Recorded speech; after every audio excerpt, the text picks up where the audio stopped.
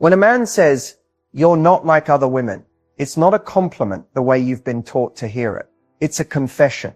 Because what he's really saying is, "I don't know where to place you. You don't follow the script. You don't react the way he expects. You don't shrink, chase, or over-explain." And that unsettles him. Most women are predictable, not because they're weak, but because they were conditioned to be agreeable, accommodating, emotionally available on demand. You're different. You pause where others panic. You stay silent where others beg. You walk away where others try harder. And that does something dangerous to a man's nervous system. Because attraction thrives on polarity, but control thrives on predictability. And you are not predictable. This is why he feels drawn to you and threatened by you at the same time. Why his interest deepens, yet his behavior becomes inconsistent. Why he watches you closely, tests you subtly, and sometimes pulls back without warning. In this video, we're exposing the psychology behind that moment, the exact reason your presence shakes him, and how to remain powerful without softening yourself or playing small. If you've ever felt that your energy changes men, stay with me. Difference creates emotional tension, because the human brain is wired for patterns, and you don't fit neatly into one. When someone encounters something unfamiliar, the mind doesn't immediately label it as safe or unsafe. It stays alert. That alertness is tension. And in attraction, tension is not a flaw. It's the spark. Most emotional connections form through mirroring. People bond by recognizing themselves in others. Shared reactions, predictable emotions, familiar rhythms. But when you respond differently, you interrupt that comfort loop. He can't anticipate you. He can't rehearse his next move. His emotional system stays awake around you. That's why your calm confuses him. When you don't rush to reassure, explain, or chase, he feels a subtle loss of control, not over you, but over the situation. His usual strategies don't land. His confidence, which depends on knowing how things will go, gets shaken. Your difference also activates self-reflection. Around you, he becomes more aware of himself. His words, his intentions, his emotional depth, or lack of it, are suddenly visible. That creates pressure. Not because you demand more, but because your presence raises the standard without saying a word. This is where emotional tension intensifies. He feels drawn in because you feel real, grounded, and self-contained. At the same time, he feels exposed. You're not trying to win him, and that removes the performance aspect of attraction. There's nothing to hide behind. So the tension isn't about fear of you. It's about fear of what being with you might require: honesty, emotional maturity, and growth. And that kind of tension, it's unforgettable. He feels shaken instead of confident, because confidence for many men is built on feedback. It grows when their actions produce predictable results: attention, validation, reassurance. When those results don't arrive the way they expect, the foundation wobbles. And with you, the feedback loop is different. You don't reward effort with instant access. You don't mistake intensity for depth. You don't inflate his ego just to keep the connection smooth. That doesn't make you cold, it makes you grounded. But to someone used to measuring confidence through reaction, your steadiness feels like standing on unfamiliar ground. Around you, he can't rely on charm alone. He can't coast on habit or play a role he's perfected. Your presence quietly asks a question he may not be ready to answer. Who are you when no one is applauding? That question destabilizes him. What shakes him most is that you don't need him to feel whole. You enjoy him, but you don't cling. You care, but you don't collapse. This removes the unspoken power dynamic where his confidence depends on being wanted more than he wants. With you, desire feels mutual, not unbalanced, and that's unsettling for someone who learned to lead through leverage. There's also a deeper layer. Being with you mirrors his emotional gaps back to him. Your self-regulation highlights his impulsiveness. Your boundaries reveal his inconsistency, not because you point it out, but because it becomes obvious in contrast. So the shaking isn't about insecurity in the childish sense. It's existential. You challenge the version of himself that relied on being needed rather than being chosen. And when a man realizes he's being evaluated, not for what he offers, but for who he is, confidence can't hide behind performance anymore. That moment can lead to growth or retreat.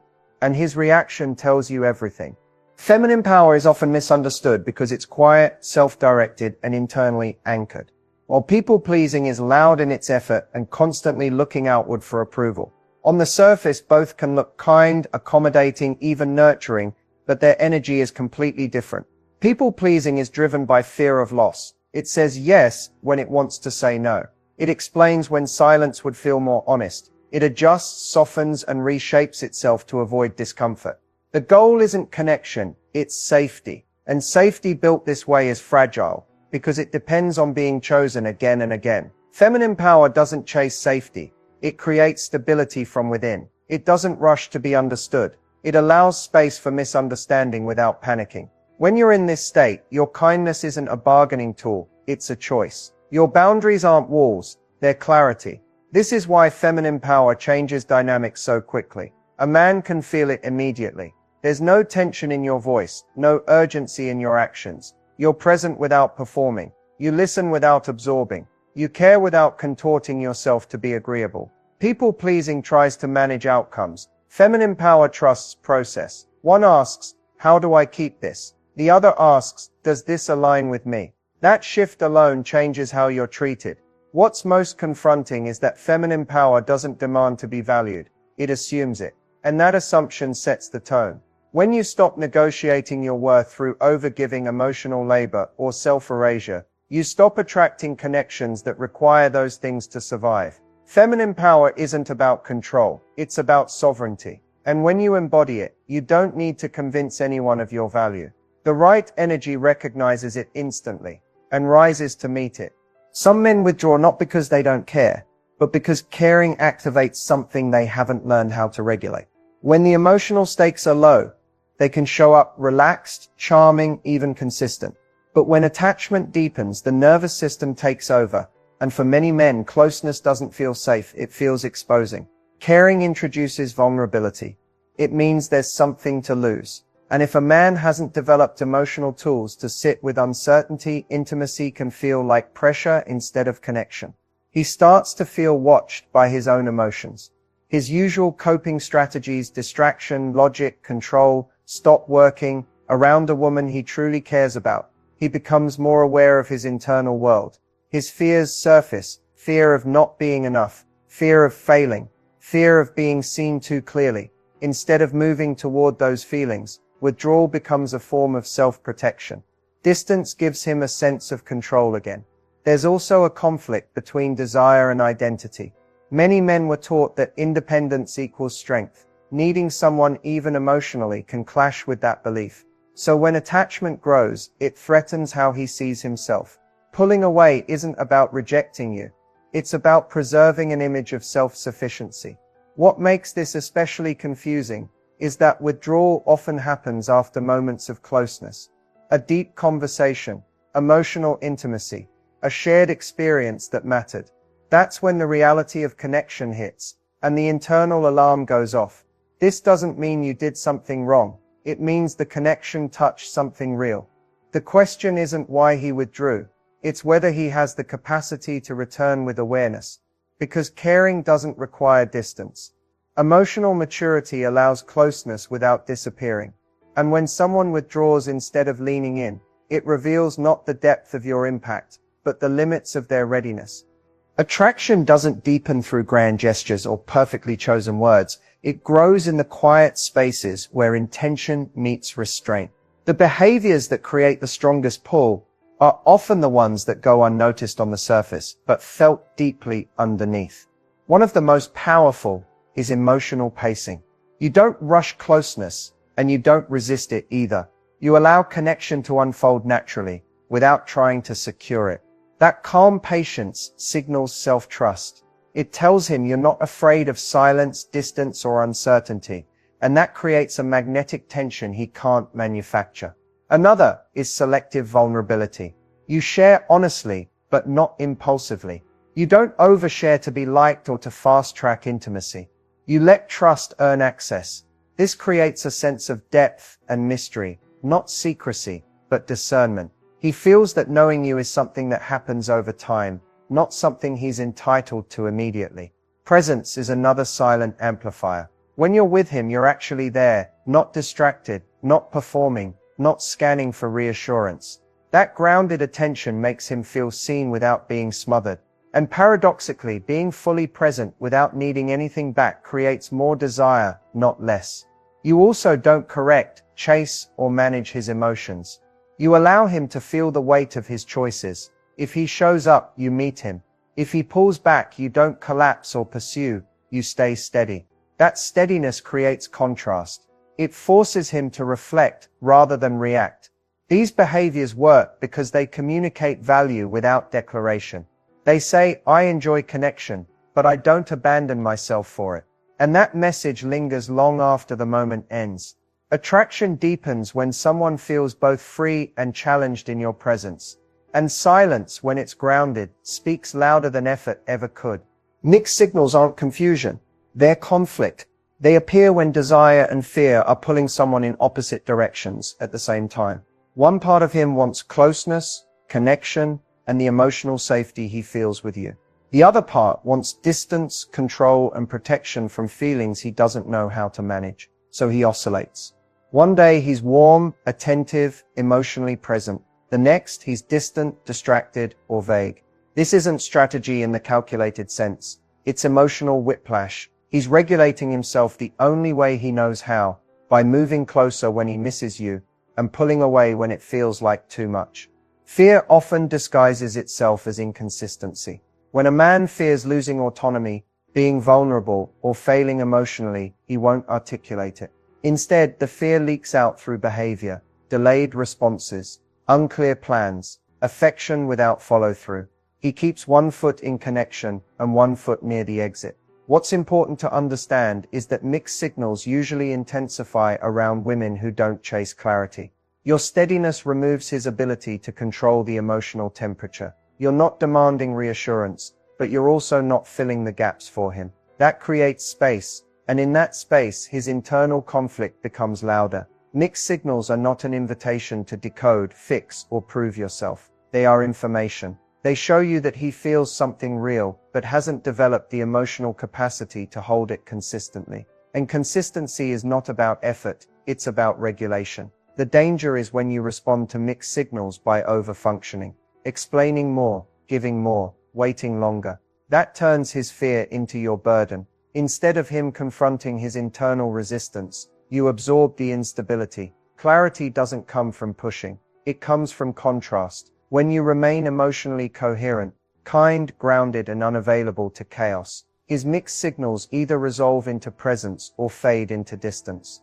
And that outcome matters. Because mixed signals don't mean he doesn't care. They mean he doesn't yet know how to care without fear. The question is not whether he feels deeply. It's whether he's capable of showing up without disappearing when it matters. Staying grounded and desirable at the same time isn't about effort or strategy. It's about where your attention lives. When your focus stays anchored in your own inner world, rather than constantly monitoring his reactions, your energy settles. And grounded energy is deeply attractive because it feels safe, confident, and self-contained. Grounding begins with emotional self-trust. You let your feelings move through you without immediately acting on them. You don't suppress desire, but you don't let it run the connection either. When something triggers uncertainty, you pause instead of reacting. That pause changes everything. It keeps you from chasing clarity or reassurance, and it keeps your nervous system regulated. Desire grows in that space. Being desirable isn't about availability. It's about presence with boundaries. You show warmth without overexposing yourself. You're open but not porous. You allow someone to come closer without stepping toward them first. This creates a subtle invitation rather than pursuit. The absence of urgency becomes the allure. You also remain rooted in your own life. Your days are full. Your identity isn't on hold waiting for a message, a call, or a decision. When someone senses that you have momentum independent of them, attraction deepens, not because you're withholding, but because you're whole. Grounded women don't audition. They respond. They don't rush to secure outcomes. They let actions speak over promises. If consistency fades, they don't negotiate. They observe. That observation keeps desire intact because it preserves dignity and self-respect. What makes this state so powerful is that it allows you to be emotionally open without being emotionally entangled. You can enjoy connection without gripping it. You can care without losing your center. Desire doesn't grow where there's anxiety. It grows where there's calm, polarity, and self-possession. And when you stay grounded, you don't just remain desirable, you remain in control of your own emotional experience. That's the kind of energy that doesn't fade. It anchors. Emotional mastery isn't about hiding what you feel or controlling someone else's behavior. It's about regulating yourself so your emotions don't leak into the connection as pressure. When a man feels pressure, engagement drops. When he feels emotional freedom paired with depth, engagement grows. Mastery begins with awareness. You notice when attachment is pulling you into anticipation, overthinking, or emotional forecasting. Instead of acting on those impulses, you slow down. You let feelings exist without turning them into actions that demand a response. That restraint isn't cold, it's composed, and composure is deeply engaging. Another layer of mastery is emotional consistency. Your tone, boundaries, and self-respect don't fluctuate based on his mood. You don't reward distance with extra effort or punish closeness with withdrawal. That stability makes you feel emotionally safe, even when the connection is still unfolding. Safety is what allows engagement to deepen over time. You also allow space for him to move toward you at his own pace. Emotional mastery understands that desire can't be pulled. It must be chosen. When you don't chase momentum, you give him room to feel his own interest without interference. That space invites curiosity and investment. Equally important is how you handle disappointment. When expectations aren't met, you don't collapse or lash out. You recalibrate quietly. You adjust access. You don't threaten connection, you align it. That quiet recalibration signals self-respect without drama, and it keeps emotional tension alive rather than extinguishing it. Engagement isn't sustained by constant closeness. It's sustained by rhythm.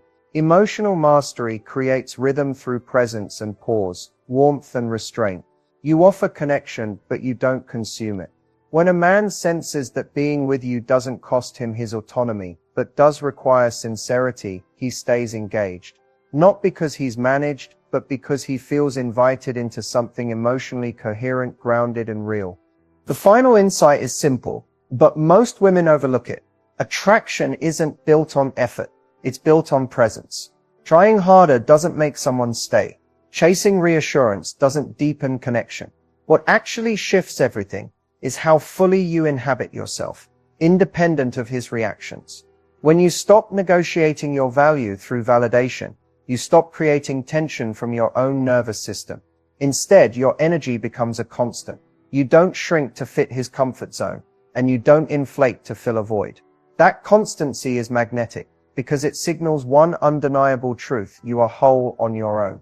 This changes how he experiences you. He no longer feels the ability to control the connection through uncertainty or testing.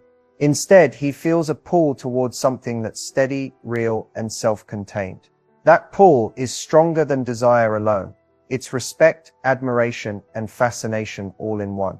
The deeper truth is that being not like other women isn't about being mysterious, manipulative, or distant. It's about alignment. Your confidence, your boundaries, and your emotional clarity create polarity without effort. You become the woman who doesn't have to prove herself, but who naturally draws the right kind of attention. Everything else, the mixed signals, the withdrawal, the tests, is a reflection of his internal processing, not a reflection of your worth. When you fully grasp that, your approach to relationships transforms. You stop chasing outcomes. You start observing dynamics. You stop reacting to fear and start radiating grounded desire.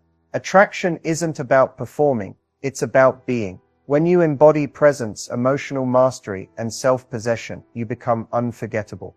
And the truth is, he will either rise to meet that energy or step away, and either outcome confirms the power you've been cultivating all along.